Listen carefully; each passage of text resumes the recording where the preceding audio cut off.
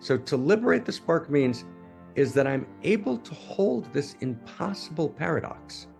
And the impossible paradox that I'm holding is I can actually respond as necessary and yet realize that there's a holy spark that needs to be integrated into the new story. So that I realize that Jihad is holding something. It's beautiful. I realize actually there's something I have to learn even from Jihad, right? There's something that Jihad is actually standing for. It's wrong, categorically wrong. October 7th evil. And there's something to liberate, right? There's a spark of the sacred in the broken vessel of Jihad. Wow.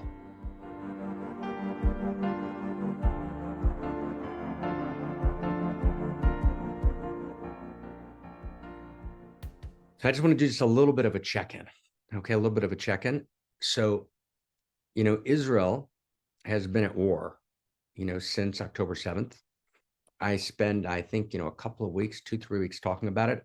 I am going to, I hope before the end of the year, do another full week, on Israel, Gaza, and what's happening, because a lot's happened, and it's critical in terms of sense making.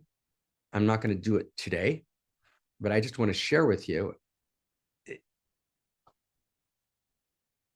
Israeli or Palestinian lives are not more precious than any other lives on the planet. And all life is equally precious and equally beautiful. It needs to be equally protected. And the same thing is true that when we lose someone close to us, it shouldn't change our view of the world, because other people have lost people that are close to them. Does that make sense, friends, so far? I want to say this very clearly and carefully. That's step one. Okay. Step two, but when things happen very close to our heart, we actually have an interior experience that either breaks us or opens us, but it actually gives us actual new information. Okay, does that make sense, everyone? So it's not that, so let me give you an example of what that means. So sometimes people will say to me, wow, I just went through this very, very painful experience, and I can't believe in spirit anymore, or in God anymore, or in love anymore, because I just saw this betrayal.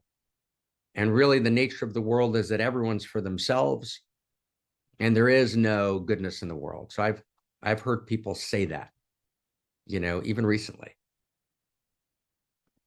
So that's not true, right? Because actually, even before you, whoever you might be, you, we, I, even before we experienced our personal experience of pain, we were deeply aware of the fact that there's lots of pain in the world. And we don't want to be narcissists whose experience of reality is we can be filled with joy and love of spirit as long as the pain doesn't affect us too directly. Okay, so we're aware of Rwanda, right? So we're aware of Uganda. We're aware of the Holocaust, but that didn't affect us. But now that something happened directly to us, now our whole view of the world changes. So we don't want to be that, right? We actually want to feel beyond ourselves. So that's true.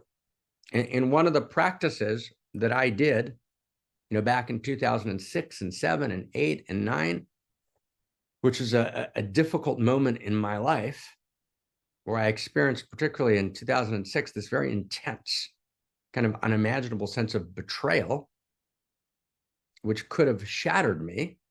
So I did with myself what I called the narcissist exercise. Okay.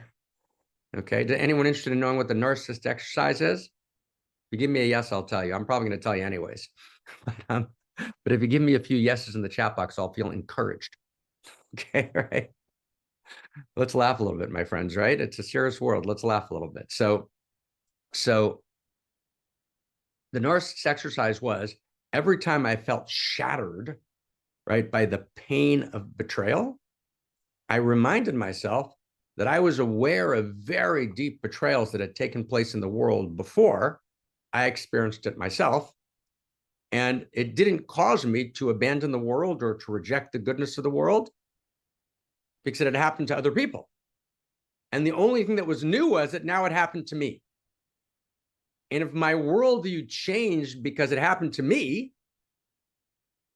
when the actual tragedy itself wasn't new, it was just the fact that it happened to me, that would mean that I was a narcissist, meaning only obsessively interested in my own experience. And since I certainly didn't want to view myself as a narcissist, I said, Mark, I think you can hold this, transmute it, get over it, and not have it shatter you. Okay, so I called that the narcissist exercise. But it's a great exercise, right? And I've recommended it to students and friends all through the years. I call it the narcissist practice, but it's actually wildly helpful, okay? Because what happens is we're fine as long as it's happened out there. But when it gets close, then it completely changes us. So that's on one level, from one perspective, that's fundamentally wrong. Okay? So that's number one. Everybody, does everyone get this so far? Right? It's a beautiful practice, the narcissist exercise. But now I want to give you the flip opposite of it. Okay? This is the flip opposite of the narcissist exercise. At the same time, when we're talking about not the pathology of the world, but the beauty of the world, and when we're talking about the illusion of reality, when we're talking about enlightenment, when we're talking about the one heart, so their personal experience is everything. It changes everything. Okay? So let me give an example of that, if I can. And KK and I were talking about this driving back from Portland, yesterday afternoon, from Portland, Maine to Vermont. And I was talking to Zach about it, just this morning. So I've always known with great clarity that when you close your eyes at the moment that you die, and then you open your eyes into a new world. The death is not the end of the story, right? The death is not the final frontier. It's a frontier in which we cross over into a new world. And does that make sense, everyone? Clear? And I wrote a book on death. That's, where I wrote 4/5 of a book. It's in the 4/5 pile, and which I hope to share at the right time. It was 3 years ago. It was a key project of the center, which we put aside in order to finish another project on, right? And we've talked about a death as a night between 2 days. And yet we remain very attached to the world. And on the one hand, we should be passionately committed, right? And we should be, passionately attached to the world, and we should be madly committed to the urgency of transmuting suffering in the world. And we never want to look at the fact that this world is a corridor, a hallway to the next world, as a way of abandoning responsibility for this world. That's all completely true. That's deep. That's true. That's completely true. And there's something about a personal experience that changes things. So Kake and I were saying yesterday, and Zach and I were saying this morning, I can't quite believe that my beloved friend, Sally Kempton, is gone. It's actually shocking to me. It's like, how could that be? Like, it's unimaginable to me. I can't grasp it in my body.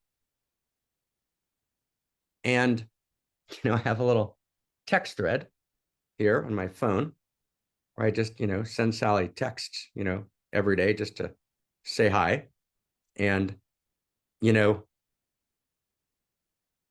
right.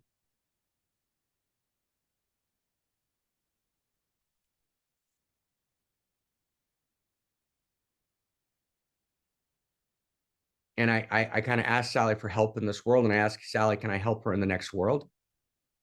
But her leaving the world gave me a direct experience of the continuity of consciousness in a way that I never had before. Because for me and for KK and right, Sally is so real. Her life force is so absolutely real that the notion that it could have disappeared into oblivion is an absurdity. And as I have a self-evident, direct realization of Sally's continuity of consciousness. Does everyone get that?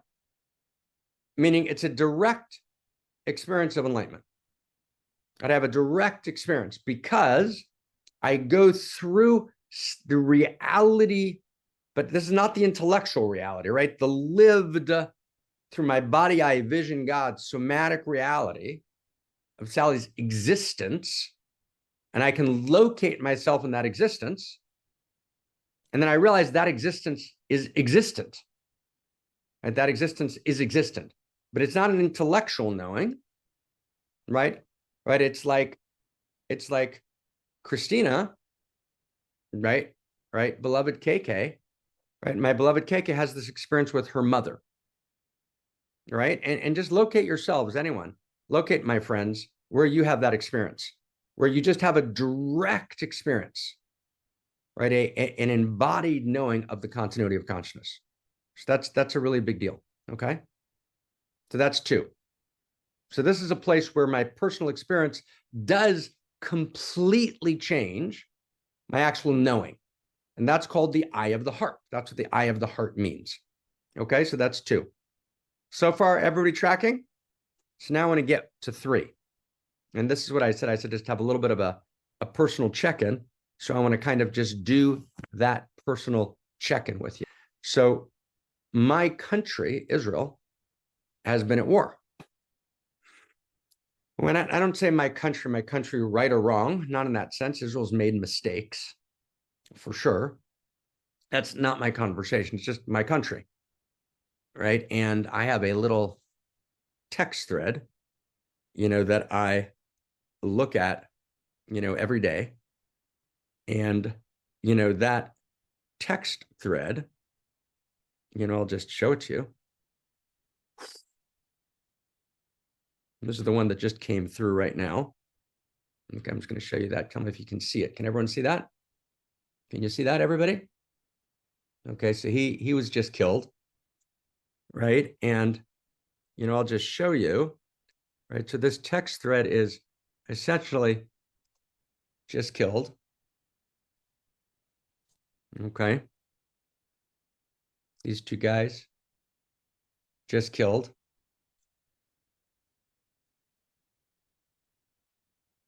Just killed.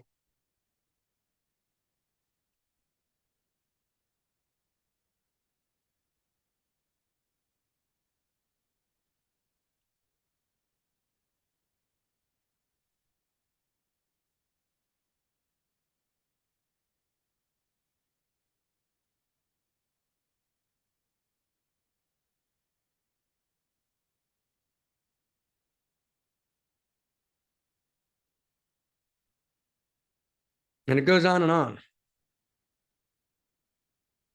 And these are just boys. And I'm deeply, deeply aware, and I hold in the same way, every innocent death in Gaza in this tragedy. And of these boys, 5 of them, 6 of them, are personally close to the family, right? Quite a few I kind of know directly or indirectly the families, but I know all of them. And, every single day, and I got myself on this text thread, and, every single boy or girl, that passes, I try and, be with them, and hold them, and they're gone, right? I mean, they're gone. And the last 5 days, right, has been worse than ever. This has been the worst 5 days, these last 5 days. And you feel in your body what actually matters, right? I mean, what matters? You feel in your body what matters. And at this point in the world, what matters is that as they put themselves on the line to challenge the culture of death, which is jihad, which is what they need to do, we need to put ourselves on the line to actually create a culture of life. And paradoxically, creating a culture of life has to include everyone and everything. And now stay close with me, my friends. And it even needs to include, now stay very, very close, the spark of the sacred that's trapped in broken vessels, which animates even Hamas. Now stay close. Is everyone up for staying really close now? Because I shouldn't even say this in public, right? So just please, can it give me, just trust each other? We're like super, super close. Okay. Everybody? Okay, we stay close. So when Sam Harris correctly,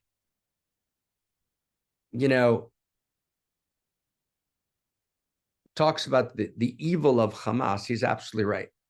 And the evils of rape and sexual violence, right, and murder and dismemberment, right, are a horror beyond imagination.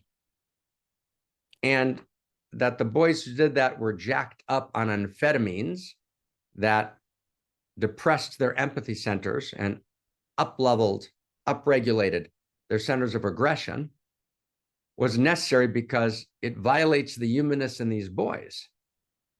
It's a horror. And that Hamas needs to be taken down, right? And that all the Arab leaders are actually calling Israel behind the scenes. And I have absolute information on that and saying you must take Hamas out because Hamas is holding the entire civilized world hostage. Yes, that's all true. That's all true. But here's what Sam doesn't understand. And he's completely right. But for Sam, it's hard to get because he's a materialist. So it's hard for him to get that there's a spark of the sacred that animates not the rapes, not the brutality, not the torture, not any of that. That's all degraded human beings who've basically forfeited their core humanity. That's, of course, that's off the table. And that needs to be responded to. But there's actually a spark of the sacred, right, in which Hamas and Jihad is desperate to stand for meaning. There's a desperation for meaning. There's a realization that we sacrifice for a larger cause. There's a realization that we're something larger than just the individual moments of fun or of consumption, right? Or of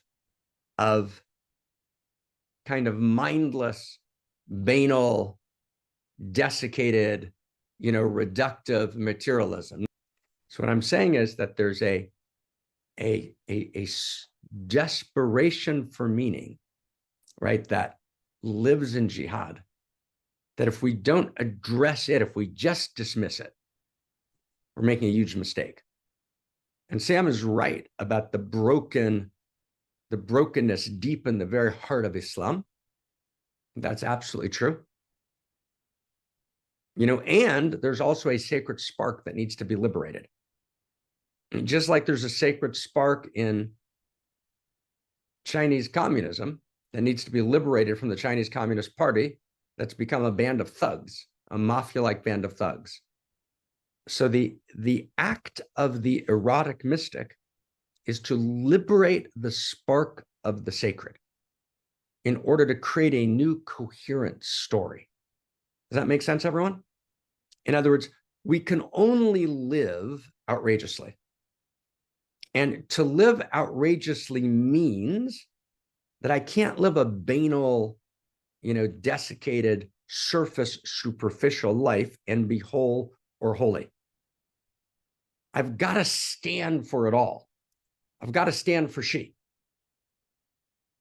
And Hamas, as we said a couple of weeks ago, is a failed love story. And failed love stories destroy reality. O.J. Simpson's failed love story with Nicole caused him to murder her viciously and brutally. It's always failed love stories. Okay? Let's try and track this carefully and beautifully. It's always failed love stories. But in order to create a coherent new story and a new intimacy and a new narrative, right, we can't just say jihad evil. We have to say, yeah, jihad is evil. It needs to be taken on full on, right? And stay close, right? And we need to liberate the spark of the sacred. We need to liberate the spark of the sacred. And that's critical. That's critical. It's so gorgeous. It's so deep. It's so holy. Okay? So that's 1, or 2, or 3, or 4. So that's 1, 2, 3, and 4. Does everyone get that? That's everyone's got to be at the table. It's so deep. Right? Because otherwise, we start othering the other in a way in which we can't create a coherent world intimacy. And it's so deep, it's so beautiful. But I'm just going to say, one thing, right? Which is, you got to be so careful of moral equivalence, okay? Right? Anyone who makes an equivalence between jihad and the pluralistic democracy, which is Israel, with all of her flaws.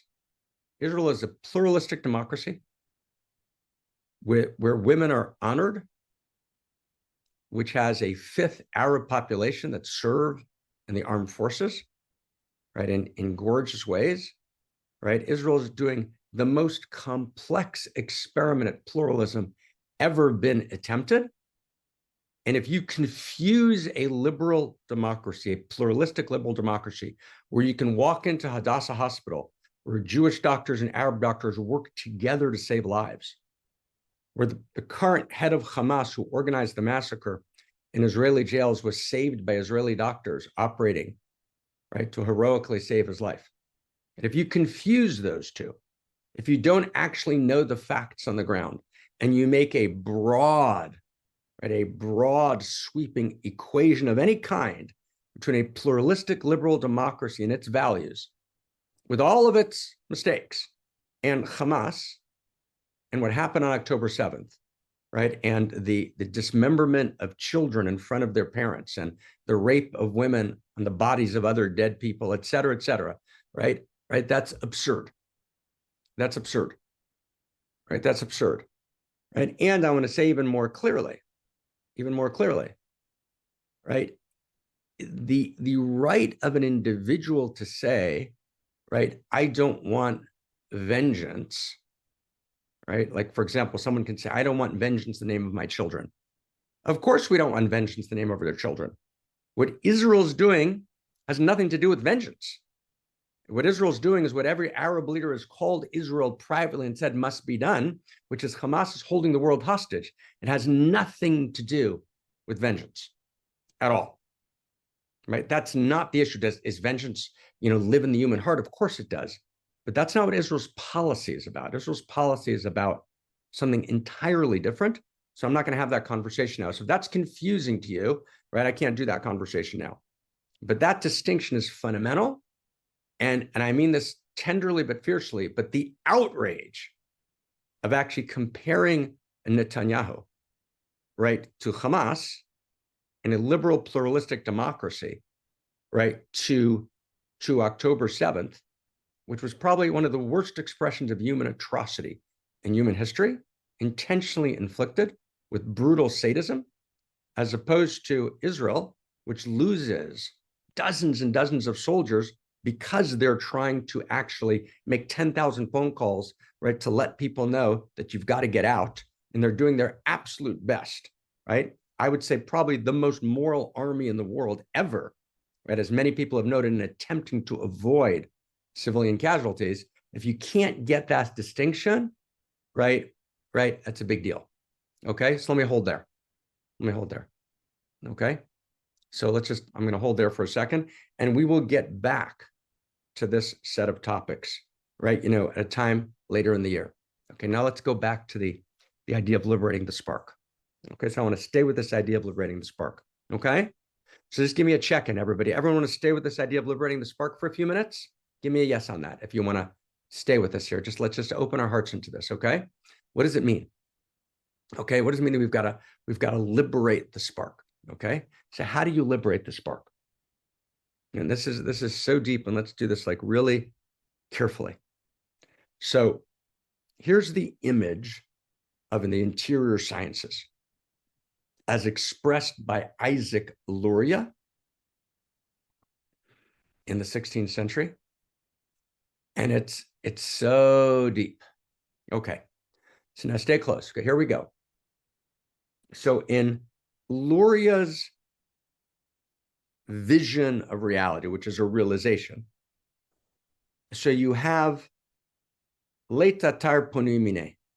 It's all divinity. It's all pure being. It's all pure, alive Eros. So there's no room for anything but the divine.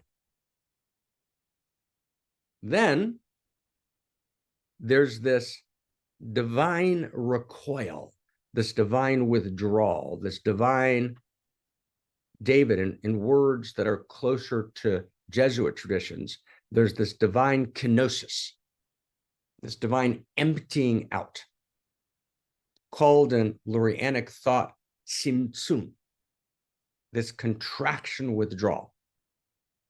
And Habermas, for example, who's probably the greatest living philosopher in Germany, was deeply influenced by Simtsum in his thought.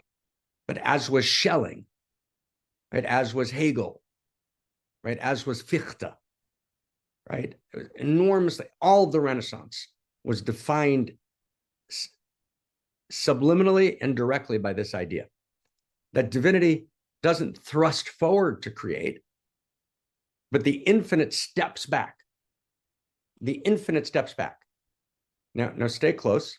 So the infinite steps back in order to be intimate, which is why in cosmorotic humanism, this new story of value that we're telling, we call God the infinite intimate.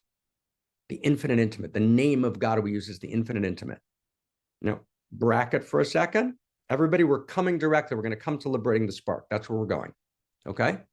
So there's this sense that alt is Gott and Gott is alt. All is God and God is all. And then there's the stepping back. There's the stepping back. And in this stepping back, there's room in this empty space, this halal panui, this empty space for reality to emerge. Okay? So you have this circle of empty space in the imagery, and then this circle of empty space is bisected by a shaft, by a thrusting shaft. So it's this circle line imagery, which impregnates reality. Reality then organizes itself in patterns, and it's a pattern of 10. It's a pattern of 10. 10 illuminations, but this pattern of 10 sifirot, 10 divine stories, 10 illuminations, 10 patterns of reality, patterns of intimacy. But they're called kelim, and kelim means vessels. 10 vessels, 10 containers, 10 patterns. The nature of a pattern is that a pattern excludes everything else. It's a particular structure, 10 structures. Okay, 10 structures, 10 vessels. Everyone with me? The light is so intense. The infinite light is so intense in each of those 10 vessels. And each vessel is trying to be its own structure, its own independent expression of the divine. The light enters, the divine light, the infinite, enters those 10 structures, those 10 vessels, and they shatter. They break apart. They're broken. It's a broken hallelujah. That's called the shattering of the vessels. The vessels then spread through all of reality. So imagine a reality of broken vessels and broken stories, right? And broken hearts, right? And broken hallelujahs and broken promises, right? And broken potencies and broken dreams and broken bodies, right? It's a world of shattered vessels and broken ideologies and broken scripts of desire. And then the job of the tzaddik, right? The job of the righteous one is to liberate the spark. The job of the righteous one is to liberate the spark. Right? To descend into the broken vessel and liberate the spark of light that still lives in the broken vessel. So the vessel's shattered, the vessel's broken. And yet, in that broken vessel, there's still a spark of light. And so the tzaddik, those of us who are coming together to tell this new story of value in this time between worlds and time between stories, we need not to destroy the broken vessels, although sometimes we have no choice, but to respond to a broken vessel and to destroy some dimension of its ability to affect evil in the world. Okay? Sometimes, right, we have no choice but to respond to Nazism. We have to respond to Nazism. We can't just say Nazism is a broken vessel. We're just going to let it rule Europe. Can't do that. So sometimes we have to respond and shut down the capacity for the broken vessel to affect evil. And sometimes that means bombing, and sometimes that means tragically innocent deaths. That's sometimes the case. And you would need to be a commander on the ground, an extremely moral, beautiful, deep commander to know, right, how to respond. It's very easy to respond from a chat box, but to actually take responsibility yourself, right, to be the person in charge, not someone on the side, right, who's just kind of blabbing, but actually, no, I'm actually responsible. It's me. I go to sleep at night. I'm responsible for the safety, right? So that requires, that's a different discretion. And that's not our conversation here. That's not our conversation here, okay? Right? Our conversation here is something else, which is even then, I still have to find, right, for example, in Jihad, right, how do I liberate the spark of the broken vessel? How do I liberate the spark of the broken vessel? That's deep. That's so deep, right? So that somehow I need to understand, right? I need to understand, how do I liberate the spark, right? And the beginning of liberating the spark is understanding that there's a spark. But you get that? I'm going to just stop right there. Just understanding that I might have to have a paradoxical relationship to reality, right? I may need to respond, for example, to Nazism. I'm going to use that example now, right? And do everything I can to take it down in complete entirety, right? Or to versions of expressed evil in multiple parts of the world, right? But, and as the Dalai Lama and I said, right, it's a naive and ultimately immoral position. And we can disagree on this, but I'm not going to have the conversation now. But we had a deep conversation about this in Dharamsala. The notion that all killing is wrong is just not true in this world. Right? That's simply not true morally. I certainly don't think so. The great interior scientists didn't think so. The Dalai Lama doesn't think so. There are some people who think that pacifism is the right position. I don't. I think pacifism is an immoral position on multiple grounds, but that's a different conversation. I'm going to stay close to the spark. So what does it mean to liberate the spark? So to liberate the spark means is that I'm able to hold this impossible paradox. And the impossible paradox that I'm holding is I can actually respond as necessary, whatever necessary means. We don't know what it means. We're not debating that now. And yet realize that there's a holy spark that needs to be integrated into the new story. So that I realize that jihad is holding something. It's beautiful. I realize actually there's something I have to learn even from jihad, right? There's something that jihad is actually standing for. It's wrong, categorically wrong, right? October 7th, evil, not categorically, October 7th, evil. I mean, that completely clear. October 7th, evil. And there's something to liberate, right? There's a spark of the sacred, right? There's a spark of the sacred in the broken vessel of jihad. Wow. Like, wow. Now, did you get how hard that is to say, my friends? Right? There's a spark of the sacred in the broken vessel of jihad. And this is why, it's so hard to talk about things in little sound bites on CNN or in the legacy media. It's very deep, right? That actually the Garden of Eden is not paradise. The Garden of Eden is paradox.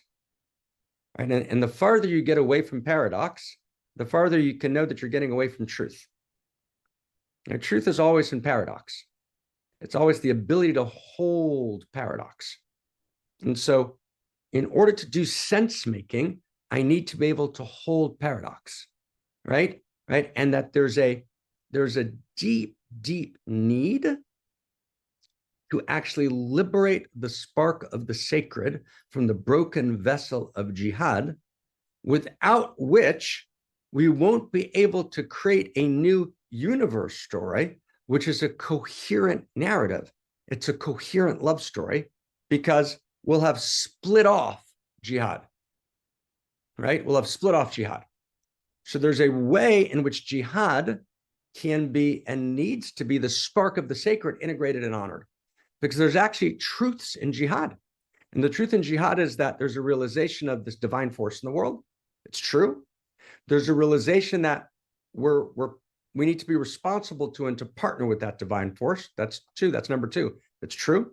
Number three, we need to act, right, as and for that divine force. That's 2, 3, 4. We sometimes need to sacrifice, right, for that divine force, right? That's true, right? Wow, right? So that's the deep, right? That's the deep, right now, and let's stay very, very close here, okay? Let's stay very, very close. It's very, very easy for jihad in its beauty, which should be the jihad that happens within each individual soul, which is how millions of Muslims interpret jihad beautifully around the world, for it to get corrupted and for it to devolve to the literal readings of the Quran in so many places, which are brutally violent. And that's actually what we're seeing happening in the world, right? It's very easy for jihad to lose its way. It's very easy to stand for a false cause. It's very easy for a sacred cause to become a false cause. And it's very easy to die for a false cause. And it's very easy for jihad to become pseudo-jihad. That's all true. I wanted just to say a limited thing today. It's deep, right? It's deep.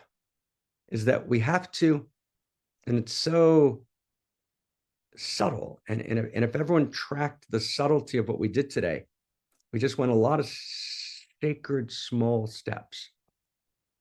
So the need to liberate the spark of the sacred in jihad, right? And to weave that spark of the sacred into the new story of value. Does everyone get that last sentence? That's where we stop. So my friends, loving you madly, thanking you madly, right? For taking these small, tender, careful steps, right? Thank you for all the voices in the chat box, right? Today, without exception, every single voice, and just loving everyone just so deeply.